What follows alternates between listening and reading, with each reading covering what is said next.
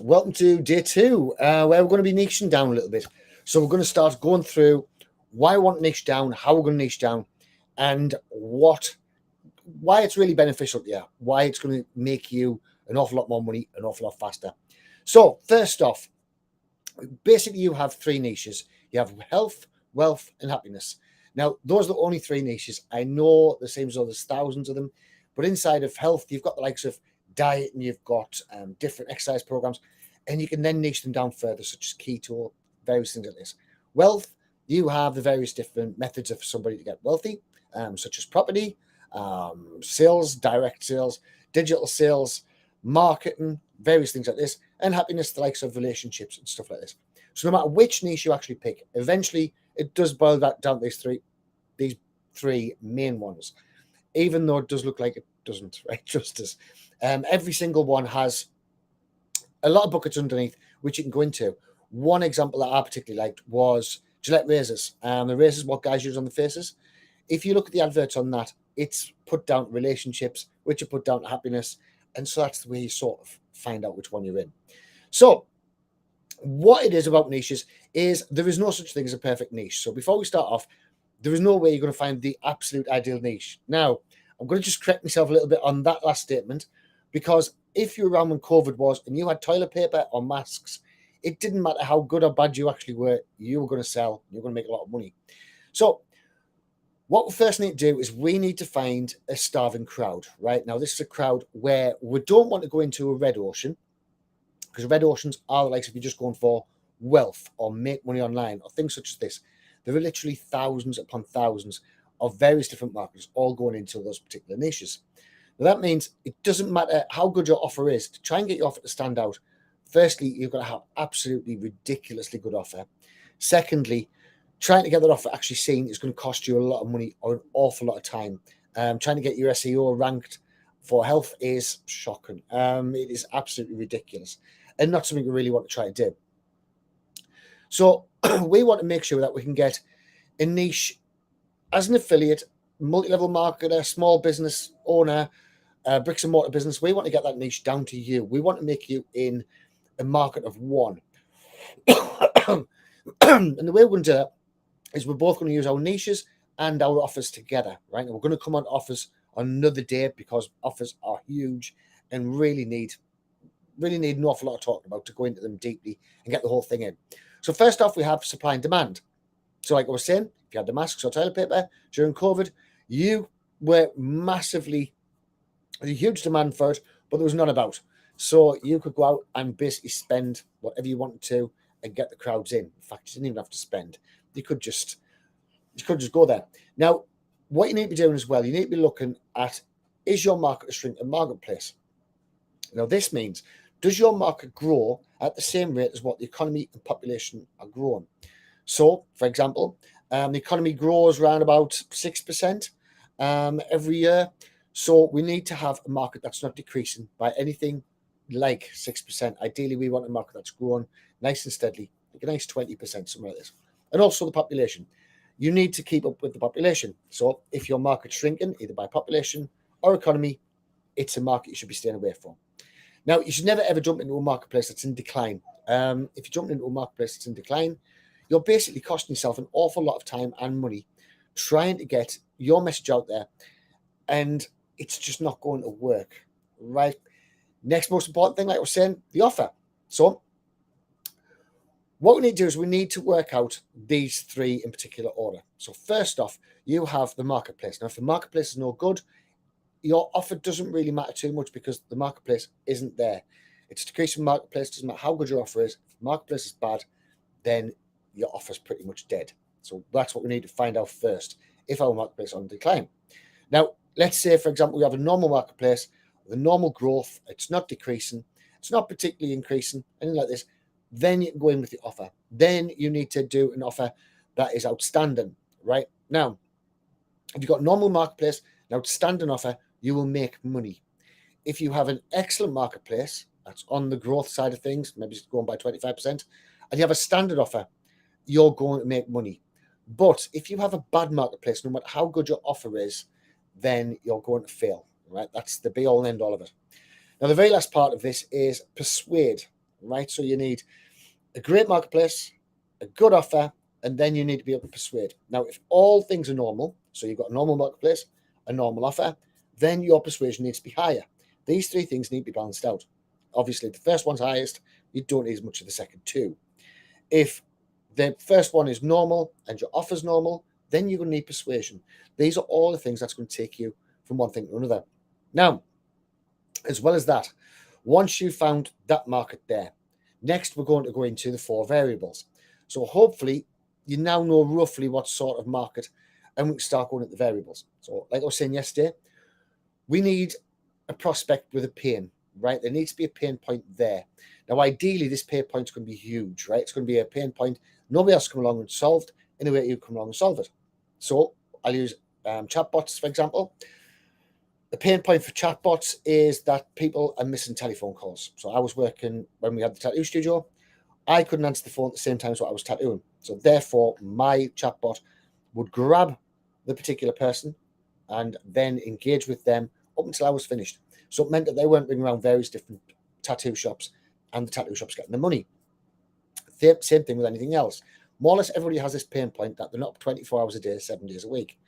So this is the ideal thing to look for. Now, the best thing about if you find a pain point that you can solve, you're not only helping a client, but you also make yourself feel good as well. So it's not all about the money. In fact, money should be more or less taken as a side thing. If you please enough customers, you will make money. It's a byproduct. It's a very, very good byproduct, but it's a product that comes anywhere. So there's no need to really worry about it. So what we're going to be looking for is we're going to be looking for a brand new offer. Now, this is a brand new pain point, brand new angle coming from the pain point. We're going to do this via the offer. Now, that's the actual vehicle that we're going to be selling. So I'm going to take, for example, that you're in the wealth industry. Now, the first thing we need to do is we need to convince them that our vehicle is the best vehicle out there. So we need to convince them that our chat ammo is better than other chatbots, because the other chatbots already have a lot of customers there. We don't in ours. So what we can do is we can start making them a brand new offer. So it's a brand new vehicle. It's not an improvement, because people don't tend to go for improvements. We're looking at a brand new opportunity, which is what people love. If you look at Donald Trump's Make America Great Again, it was a brand new opportunity. This is the same sort of thing. Donald Trump obviously is a bloody good marketer. So why come out with that particular statement? Whereas all the rest are all about improvement of America. Well, the people are already on that vehicle, so they're not too fussed about improving it. They want a brand new offer as to why that wasn't working. I want something that's going to work. And that's exactly what your prospects with pain points are thinking. Now, your very next thing you've got to think about is money. Do they actually have the money that can afford your solution? So if you're trying to sell to, say, for example, unemployed people, and you're trying to sell them anything, basically, they don't have the money to spend on what you have. A great example I heard the other day was somebody trying to sell a Fortnite. It was Fortnite cheat codes. And the market is massive, right? The market is huge. But not a lot of that market actually have a lot of money, so they can't actually go in and buy your solution. It makes buying the solution very, very difficult, which is not what you want. It's putting up more barriers that you just don't need. Next thing is target. Can you find your target audience? Is your audience easy to locate? Now, with Facebook and everything like this, it's now become so much easier to actually locate your audiences. You can go into Facebook, there's absolutely loads of groups there. You can find them in groups, you can target them down using our targeting software, and it's all going to be found for you. So it's very, very rare that you're going to be stuck with a target, right? Now, obviously, if you're after plastic surgeons and you have to go out and sell them directly on the phone and you can't automate that process, that's going to be a very, very difficult sell for you. So we don't want difficult sells. It's the worst thing that we're going to ever have. It's a bad idea. Sorry, my phone's on ringing, so you might hear a vibration here. So let's do a niche down example. Now, this example was taken off Alex Amores, who is awesome. And what he does, he goes out and sells to gyms. The man is a genius with gyms and very, very good at his offers and whatnot as well. So an example he used was, imagine that you have a generic time management course, right? So just an ordinary time management course that can apply to anybody, right? So you haven't got any particular niche. So therefore, your pricing on this course could be perhaps, we'll say $19, right? Because you're not targeting anybody in particular. It's a generic thing. It's going to be something that would apply to everybody, more or less. When you apply it to everybody, you don't apply it to anybody. So we're going to take the same course, and what we're going to do is we're going to change the language inside of the course. So we're going to say, for example, that we're now going to sell it to salesmen. So we're going to change the language more onto sales, right? Now this means we're beginning to target down towards sales professionals, and we're starting to use their language, right? So we can now start titling it Time Management for B2B Salesmen. Now, all of a sudden, that price has jumped from $19 because it was targeted everybody to, we'll say, $99 because now you're beginning to niche down. Now you're beginning to see the people who you want to help, and you're going out there using their language, using call to action that gets them excited. And so we're now beginning to niche down. Now, as Alex put on his, now, if we then take that main course and we're going to go down further, and we're going to do B2B for salespeople who have power tools and gardening, right? So we're really going down there. So it's B2B, sales reps, power tools and gardening is what they sell. You now really, really niche down. You cannot niche, well, you could, but not going to find a very big audience there. So you're going to be finding the people there, and now you're looking at more or less $2,000 for the same thing. But because we're using their language, because we've niched down, we can now increase the price. And what this means, it means that now we are approaching them exactly where they are. So they're B2B salesmen who specialize in power tools and gardening. We are approaching them where their mindset is. So obviously, if they're picking up a book on time management, they see one time management book, they see their time management book, they're going to think, right, well, this bloke knows exactly what I'm talking about. He knows the problems I've got. He obviously knows the solutions because he's titled it for me. So therefore, they're a lot more likely to go out and spend the $2,000, right? Now, this means that you're persuading at the very highest level. It means that you don't need to start messing about with all of these people who are the also-rans, the people who might want time management, the people who this and that. You know, we're now got our ideal audience. We've now got a growing audience. We have a huge marketplace. We have the perfect product, and now we can start pricing that product that we're in a market of one. So even if you're selling, and take this as an example, even if you were to go on to Munchai and you found a particular product that you like the look of, and so you were going to go out and you're going to be an affiliate for this particular product. Now, the way that they target a lot of things, the way a lot of these affiliate marketers target it, is for everybody, right? We don't particularly niche down.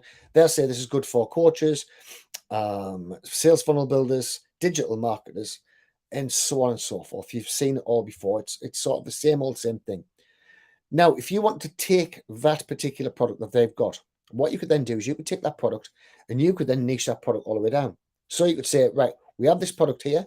It's awesome, but it's perfect for, and then you pick on one particular niche. So you pick on coaches and you put together your offer around coaches. So all of a sudden, coaches now seeing this offer and they know that this is exactly for them. Now, obviously, with our chatbot, what you can then do is you can take them down the exact journey so you know what to offer with any particular product. So you have a fair few different bonuses, but it's pointless giving away bonuses that they aren't going to value. Everything needs to be given across as massive value. At the end of the day, value is only brought on by the amount of money they think something's worth. So it's pointless giving them something that doesn't really apply to them, just try and bulk up the numbers, which you see so many marketers do. I'll see them selling a training course and they'll say over 180 hours worth of training.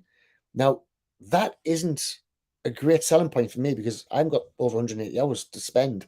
Why would you want to spend 180 hours when somebody else can sell me a cheat sheet and the cheat sheet is going to take me 10, 15 minutes to go through, and we're then going to know everything I need to know, and I now have the perfect solution to whatever problem was I was having in the first place. So using the chatbot, going to get your users down to an absolute tailor-made journey. Right now, tomorrow, what we're going to be talking about is we're going to be moving into building your chatbot. Right now, we've got another one coming today, which is going to be how to design your chatbot and how to design your message around it. So we're going to look at the Facebook post. We're going to get the Facebook post up, and we're going to link the chatbot. We're going to design how we're going to get the flow going, and we're then going to link the chatbot to the Facebook post to get you more clients. Okay, so hopefully this has been some help to you. He says with his fingers crossed. If it has, I would love to hear any comments that you've got. and that would be awesome. And if you want to join our affiliate program, that's on funneltemplates.net/JV page. And remember, we also have a load of other features apart from just being a chatbot. Right, that's the important part to remember. Those can all be seen on funneltemplates.net.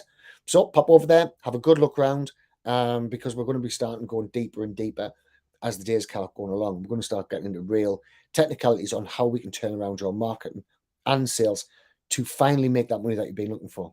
Okay, thanks very much, and